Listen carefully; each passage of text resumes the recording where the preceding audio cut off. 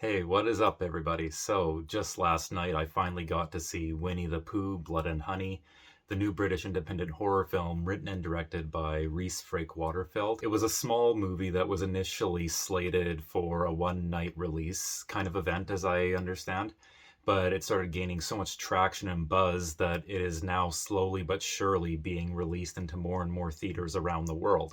And no wonder, because this is easily the best slasher that I have seen since Terrifier 2, and it's probably the best horror movie theater experience I've had since that time as well.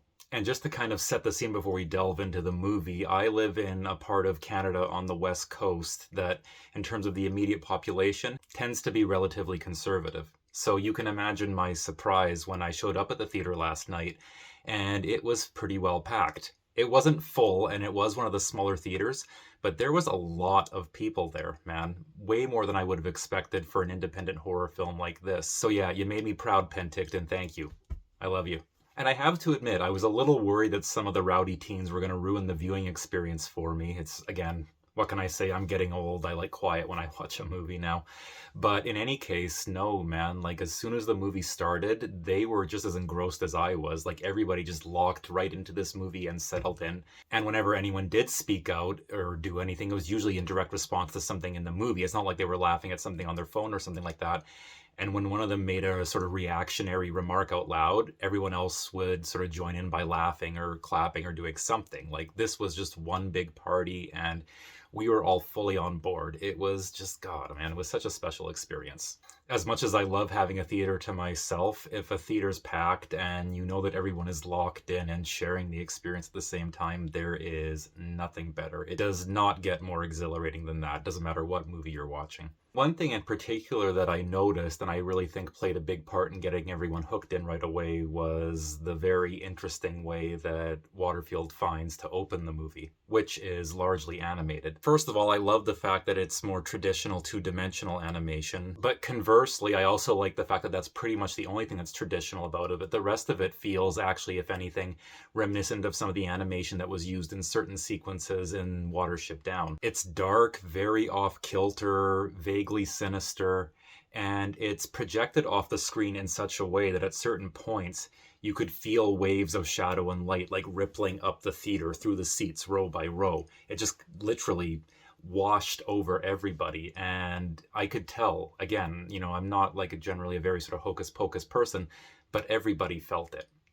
It got everyone's attention and it locked everyone in right away, and it made you feel just a little bit more off the bat like you are living in this dark, dark fairy tale.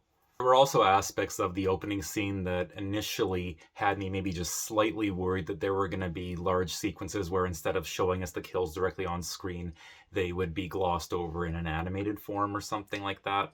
Boy, oh boy, was that ever not the case. Not the case at all, my friends. Like, holy crap, this movie, in terms of its kills, is like nasty, nasty, nasty. It's off the chain. And you really have to appreciate the extra effort that they went through to make all the kills feel so visceral, despite some of their very obvious budget limitations. In fact, my only small nitpick amongst the kills is there is one kill that is still very well staged and choreographed and is very effective, but it does suffer a little bit just by comparison to a similar moment that I won't spoil from the Shudder original movie Sissy, where it was executed perhaps slightly better, but also I can appreciate that by virtue of the very palpable, dark, grim fairy tale atmosphere that he conjures up, Waterfield is still putting enough of his own unique voice and spin on it that it doesn't come off as being like, I wouldn't say like, grossly lesser than.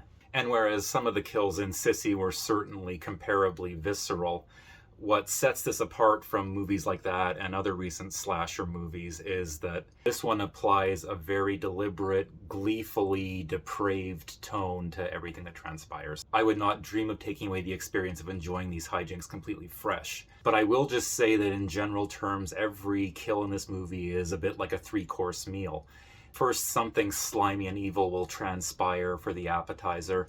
Then you get the kill itself for the main course. And then there's the aftermath for dessert, where you get to see what happened from a fresh angle, just in case you didn't already realize just how gruesome it was. Like Terrifier 2, this is a slasher movie that likes to really play with its food like a cat. Setting this apart from even recent triumphs like that film is this movie's very distinct and successful sense of atmosphere, which isn't necessarily the first thing that you expect from a slasher movie or the first thing that you go to a slasher movie looking for, but it's got a shit ton of it. Even something as simple as the camera staring down a thicket of dark woods somehow feels a little more sinister and ominous and threatening here. Some people talked about Skinamarink tapping into their childhood fears, but it never came nearly as close to doing that the way that those shots of the woods did to me in this movie. Seriously. It totally captures for me that feeling that I got when I would be staring down a thicket of dark woods when we were camping or something, and you didn't know whether there was anything lurking out there or not, usually not, but there was just the slightest, most subtle, haunting, subliminal pulse to that darkness. Like you could feel the darkness breathing in and out of all those trees like it was smoke or fog or something, or like, you know, the echo of like a dark beating ghost's heart. I don't know. But whatever you want to call it or however you want to characterize it, this is shot in a way that for the first time in a long time in a movie, the woods actually feel scary. And then there's the set design, which is generally minimal, but serves the concept very, very well. In particular, some of those tunnels that were made entirely out of pieces of wood really stood out to me. Now, I know some of you probably do watch my friend JT's channel. I'll include a link to his review in the description. He released one earlier today.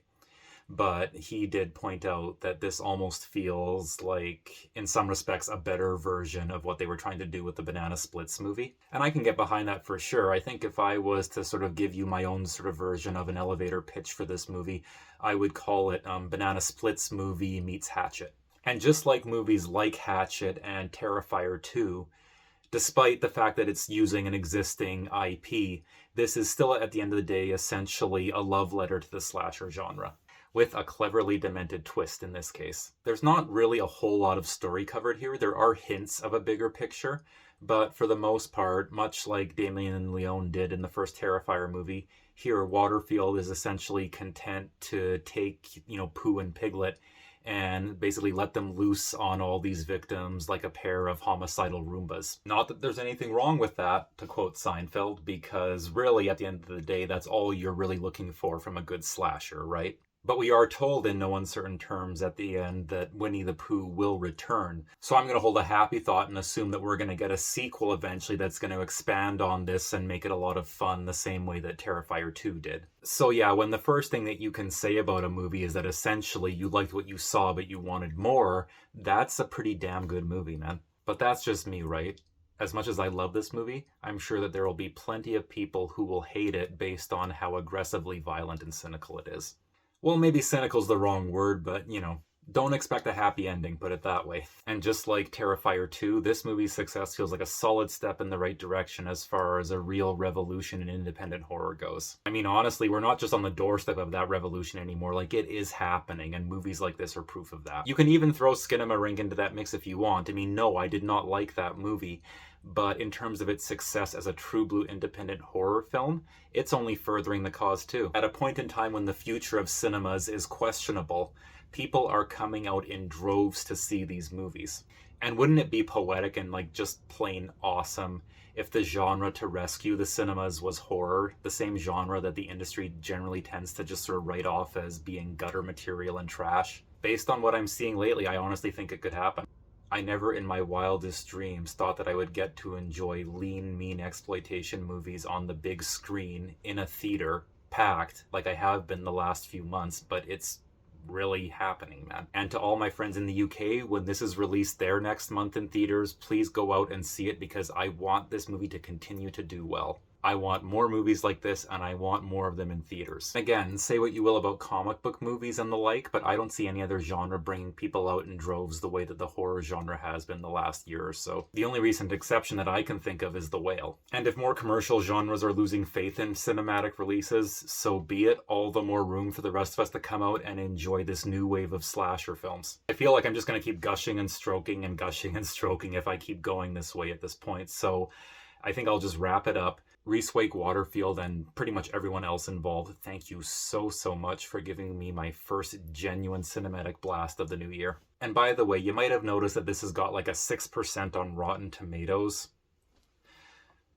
and has been attracting some negative reviews, but from the bottom of my heart, I'm not just saying this to be contrarian or defiant or edgy or anything like that.